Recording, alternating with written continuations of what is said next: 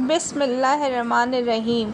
हज़रत मोहम्मद सल्लल्लाहु अलैहि वआले वसल्लम ने फरमाया, मर्द को दुल्हन कैसे बनाते हैं।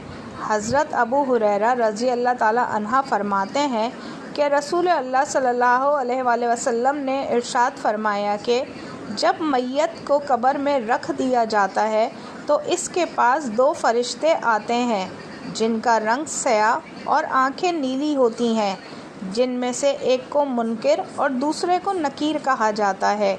वो दोनों इससे पूछते हैं कि तू क्या कहता है इन साहब के बारे में जो तुम्हारी तरफ भेजे गए।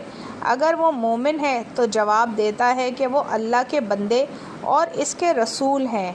मैं गवाही देता हूँ कि अल्लाह के सिवा कोई माबूद नहीं और बिलाशुबा मोहम्मद सल्लल्लाहु अलैहि वसल्लम अल्लाह के बंदे और इसके रसूल हैं। ये सुनकर वो दोनों कहते हैं कि हम तो जानते थे कि तू ऐसा ही जवाब देगा।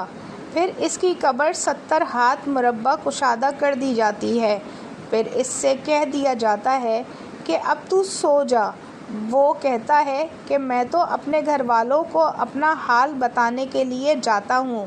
वो कहते हैं कि यहाँ आकर जाने का कोई कानून नहीं, तू सो जा जैसा कि दुल्हन सोती है जिसे इसके शौहर के सिवा कोई नहीं उठा सकता। लिहाजा वो आराम से कब्र में रहता है यहाँ तक कि अल्लाह इसे क़यामत के रोज़ इस जगह से उठाएगा। अगर मरने वाला मुनाफिक होता है तो वो मुनकिर नकीर को जवाब देता है कि मैंने जो लोगों को कहते सुना वही कहा, इससे ज़्यादा मैं नहीं जानता। वो दोनों कहते हैं कि हम तो खूब जानते थे कि तू ऐसा ही जवाब देगा।